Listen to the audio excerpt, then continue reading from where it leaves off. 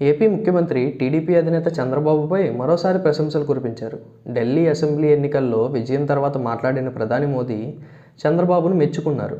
ఢిల్లీలో బీజేపీకి మద్దతుగా చంద్రబాబు ప్రచారం చేయడంపై మోదీ హర్షం వ్యక్తం చేశారు. తెలుగుదేశం నేతలు, ఎంపీలు ప్రచారం చేయడం ఢిల్లీలో బీజేపీకి కలిసొచ్చిందన్నారు మోదీ. చంద్రబాబుకు, తెలుగుదేశం నేతలకు మోదీ కృతజ్ఞతలు తెలిపారు. చంద్రబాబు ఆంధ్రప్రదేశ్లో అభివృద్ధి, సుపరిపాలనతో ఓ ట్రాక్ రికార్డ్ సొంతం చేసుకున్నారంటూ పొగడ్తలు కురిపించారు మోదీ. ఎక్కడైతే నాయకులు అభివృద్ధి మార్గాన్ని ఎంచుకుంటారో అక్కడ సత్ఫలితాలు వస్తాయన్నారు మోదీ. డెవలప్మెంట్ పాలిటిక్స్ దాదాపు 3 దశాబ్దాలుగా చంద్రబాబు కేరాఫ్గా మారారు. దేశంలోనే ఆయన ఈ విషయంలో ఒక స్టార్ పొలిటీషియన్. ఏపీ, తెలంగాణకి ఎంత కొంతమంది సీఎంలు వచ్చినా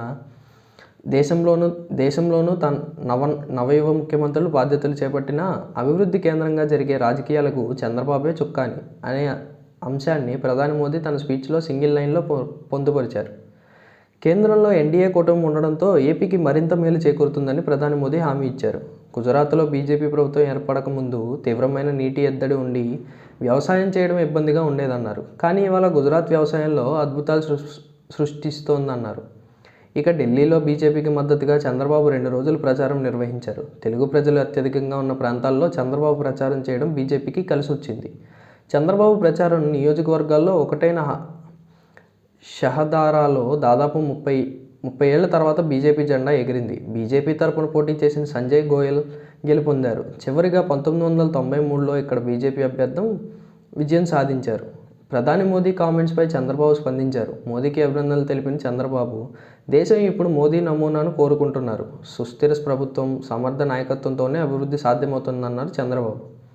మరోవైపు చిత్తూరు జిల్లా నగరి నియోజకవర్గంలో మాజీ మంత్రి ఆర్కే రోజాకు భారీ షాక్ ఇస్తోంది వైసీపీ అధినాయకత్వం. జగనన్న అంటూ ఆమె ఫైర్ బ్రాండ్గా వైసీపీలో రాజకీయాలు చేశారు. వైసీపీ తరపున 3 సార్లు ఆమెకు టికెట్ని పార్టీ ఇస్తే 2 సార్లు గెలిచారు. 2024 ఎన్నికల్లో ఓటమికి చవిచూశారు.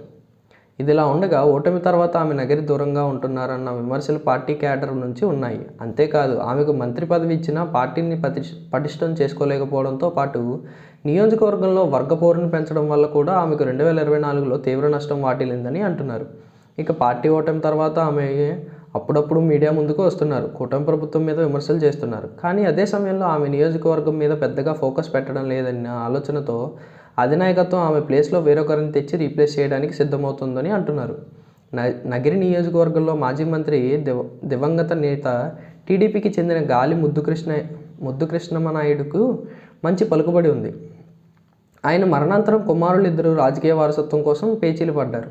అయితే మొదట్లో గాలి సతీమణి సరస్వతికి ఎమ్మెల్సీ టికెట్ వచ్చి సర్దుబాటు చేసిన చంద్రబాబు 2024 ఎన్నికల్లో గాలి భానుప్రకాష్కి టికెట్ ఇచ్చారు. అయితే తనకు టికెట్ కావాలని పట్టుబట్టిన గాలి జగదీష్ ఏకంగా అన్న మీదనే పోటీకి సిద్ధమని ఒక దశలో ప్రకటించారు. అయితే ఎన్నికల వేళ ఎలాగోలా సర్ది చెప్పుకొని ఆయనను ఉంచారు. కానీ ఎన్నికల అనంతరం ఆయన ఇప్పుడు సొంత సోదరుడు ఎమ్మెల్యేనే విభేదిస్తూ వస్తున్నారు. ఈ పరిణామాలలో ఆయన వైసీపీ వైపు చూస్తున్నారని అంటున్నారు. తనకు 2029 ఎన్నికల్లో వైసీపీ నగరి టికెట్ ఇస్తే కనుక తాను పార్టీలో చేరుతానని కండిషన్ జగదీష్ను పెట్టినట్లుగా తెలుస్తోంది. దానికి వైసీపీ అధినాయకత్వం అంగీకరించడంతో ఆయన ఈ నెల 12న తాడేపల్లిలో జగన్ సమక్షంలో పార్టీలో చేరుతున్నారని తెలుస్తోంది. గాలి కుటుంబానికి ఉన్న రాజకీయ పట్టుతో పాటు జగదీష్ సొంత మామ కర్ణాటకలో బీజేపీ ప్రభుత్వంలో మంత్రిగా పనిచేసిన అనుభవం ఉండడం ఆయన మద్దతు కూడా కలిసి వస్తుందని భావిస్తున్నారు. నగిరిలో వైసీపీకి ఈ విధంగా బలమైన రాజకీయం ఏర్పడుతుందని లెక్క వేస్తున్నారు.